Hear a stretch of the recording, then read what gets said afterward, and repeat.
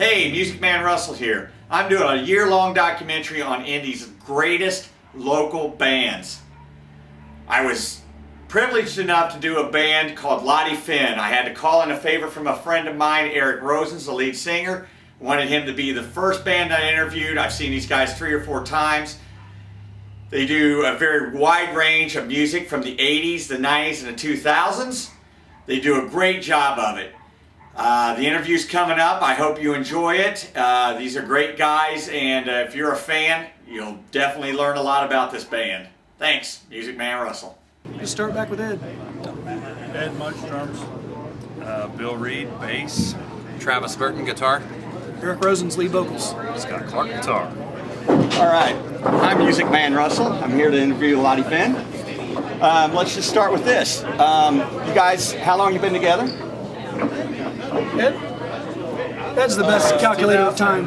Yeah, I guess it was probably about 4 years ago when we kind of started. It was different. We had different guitar and bass players. So How about a this little different version? style of music. 2 years. This version has been together about 2 years. 2 years? Yeah. And I know it takes you away from your family.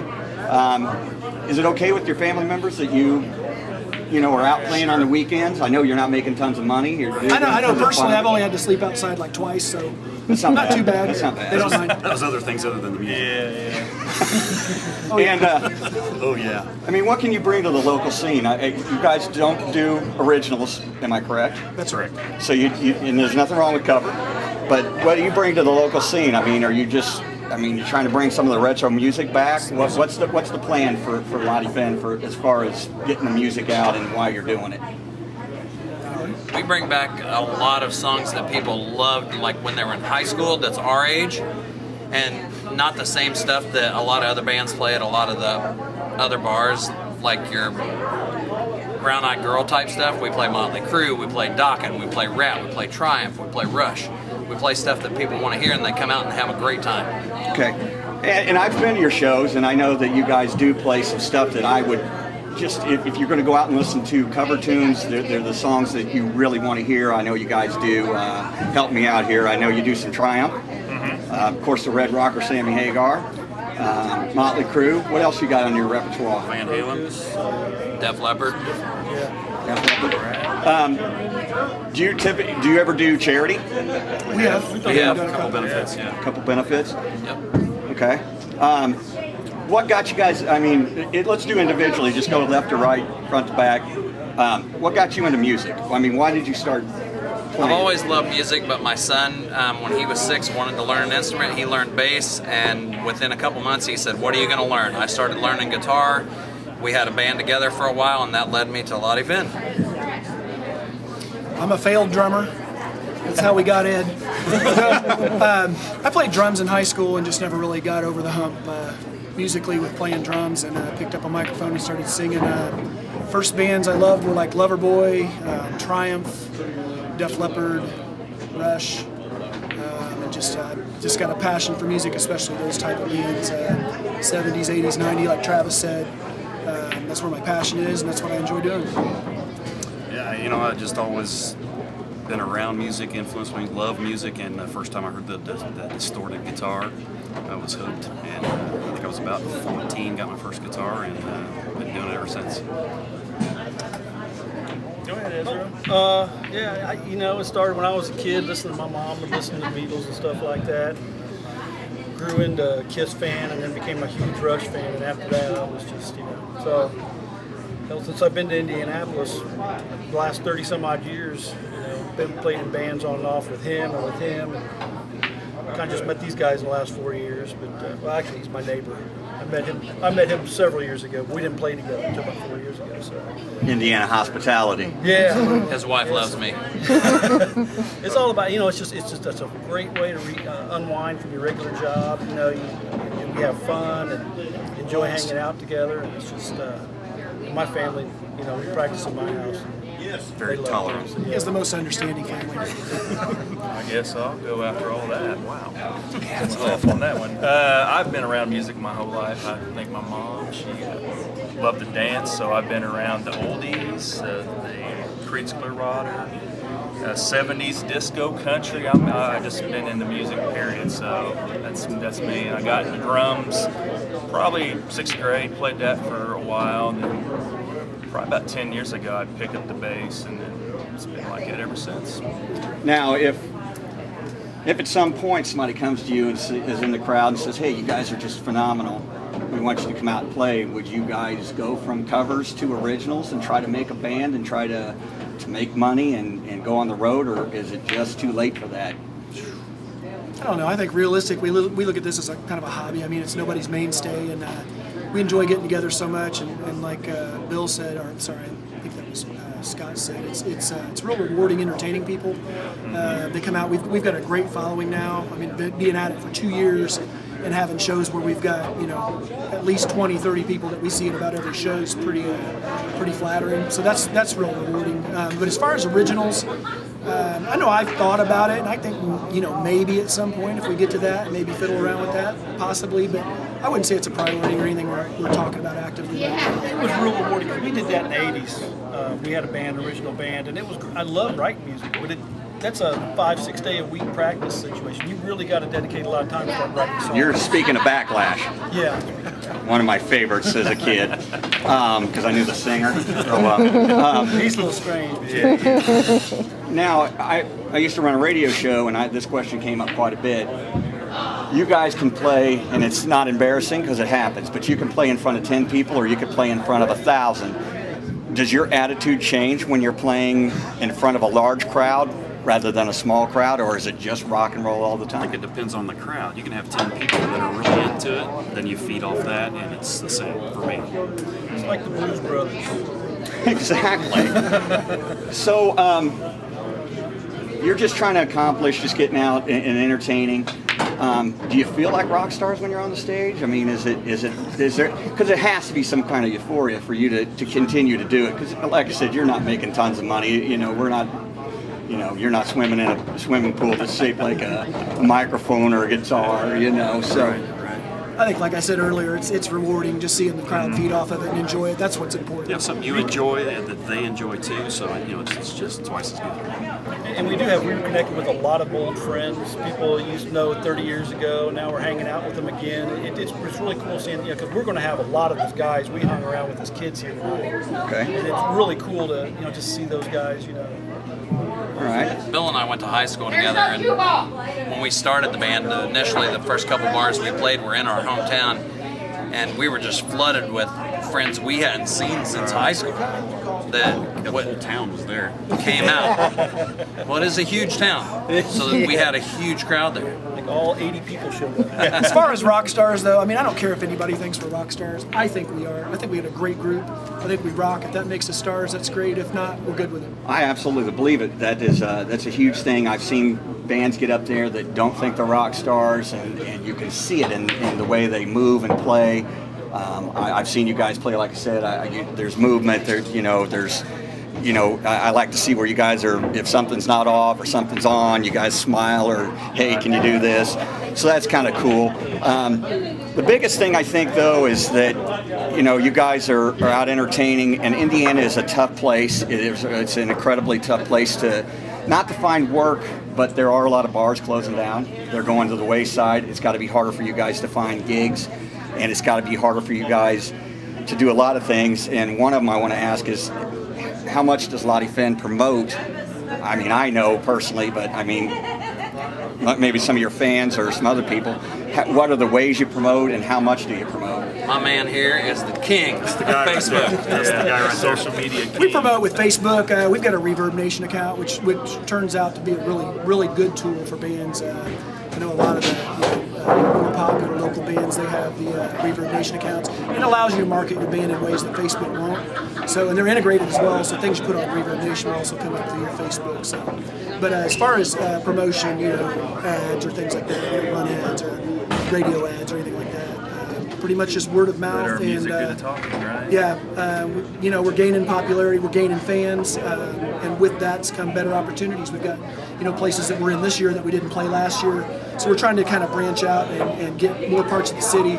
We still haven't got up to the north side, but we're working on that. So that brings me to my next question. Where is the one place that either individually or as a band, you guys really want to get into and play that particular place? Because everybody's got that, I believe, in their head. Some venue or bar that is one of those places that people flock to, and it's one of those. I have a few in mind.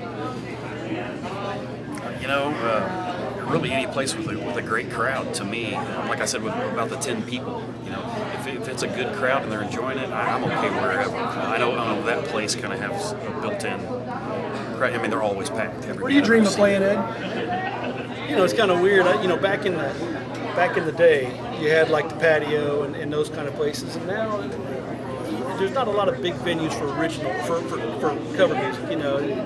So really, I'd like to see us play up north side a little bit. We haven't done that yet, but I'm just happy to be playing here in Indianapolis again. We spent a lot of time playing way outside Indianapolis. Now, is there one individual that books the shows, or are you guys all kind of involved? These two. Travis We and I kind of share that. work it out.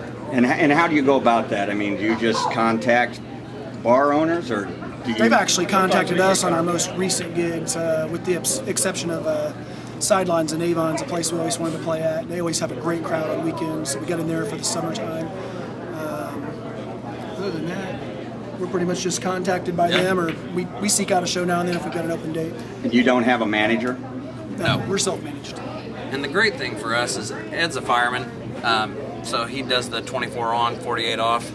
So we can only play so many weekends a month instead of playing every weekend. I think that helps our crowd a ton because they don't get to see us every weekend. So when we are playing, it's more of a sense of urgency to come see us because I'm not going to get to see them for a little bit. Say it, it's a big deal. It is a big deal. So you believe in your heart as a band that too much exposure is a bad thing. Yeah. And I agree with that. I mean, if you can go see a band play in a bar every night, it takes the luster out. And if you see that band in one specific bar night after night, So just remember, it's limited appearances. limited appearances for I'll have one. to admit, there were bands, back in the 80s, 90s. I loved going to see a Driver. I'd be out every night and they were playing. It's just, it's a little different, and maybe for younger people it's not. I don't get to go out because I do have kids and a wife. So maybe it's different for younger people. But yeah, for us, it's just kind of, it seems to work for us to not be out every weekend. Why do you keep saying younger people? Yeah, well, that's my next question. I'm younger. Well, I mean, for 20 And years. I'm not trying to be offensive, but obviously we're getting older. We're children of the 80s. Are you trying to draw in a younger crowd? Would you like to see more younger people enjoy the classics? Because kids today think if it's, in '98, it's a classic, and that's not obviously. I think, like Scott said, it's if you got 10 rowdy people, that's great. It doesn't matter the age. If they're enjoying the show and they're coming out to see it, that's very flattering. And I think the younger crowds go out more because they're not, the people that are our age, have families. They don't get to go out every weekend. So yeah, it's nice to be able to bring in a younger crowd. But we're also playing our music is geared towards people a little more along our 80s rock. To say at the same time, if you ask people that go out to see live music, a lot of the younger people really dig that stuff. Because that's where a lot of musicianship came from. And I think actually Guitar Hero made my son's 18. He loves Motley Crue and bands like that from that time as much as he loves the new stuff. And that's Travis an excellent point. I mean, a lot of the classics that we listen to, and what I find funny is I have young kids myself, younger kids, and they think that a lot of these cover tunes that are remakes, excuse me, a lot of these remakes they think are originals to these younger bands. My daughter came home one day, I remember the song, and said, "Hey, listen to this new song," and I started laughing, and I said, "That song was written before, your brother was born. He's 17 years old, so, it's not something new." So you guys probably one day will get somebody approach you and say, "Wow, so-and-so did that," and you have to, would you tell them that it was not that band? And yeah, see, I agree with you. Got to be honest. Well, I've got one more. Loddy Flynn. It's a different name. Where is the origin of that? Travis? Okay, like I said, This is a again, Travis and Bill question. Easy with this one though. we went to high school together, and there used to be another guy in the band that went to high school with us as well. We wanted something from our hometown because originally that was what we wanted to do, was play for our hometown people. There was a guy who used to ride around our town on a moped. His name was Larry Flynn, and he would drive around all the time. And some people poked fun at him, some people were okay with him. It just stuck with us growing up, and Loddy Flynn came from Larry because he couldn't say his own name, and you ask him what his name is, and he would say Loddy Flynn. You know what's So weird that's is where it came from. when I originally seen Eric post that, I was thinking it was like maybe like a Irish. classic writing of some sort, you know, because of the way it's designed and Oh, it is. everything. But that's a great story. But I appreciate you guys coming in and coming out, and we really appreciate the. You always say you appreciate us, but honestly, sitting out there, we appreciate you because, like I said, for $5, usually that's the price of a show in Indy. You can go see an awesome band, maybe even a handful of them. And you get the sense that I say it all the time. Local guys definitely do it for the love of the music. There's not a record promoter saying, "Look, you got to play these 25 shows in 8 days," and you guys do it for the love of it, and we appreciate it. And I thank you guys. Appreciate everybody. Yeah. So we're going to go interview a few of your fans. I think that's pretty cool to have fans in the crowd, and we appreciate what you do. Great, thank you. Rock, guys.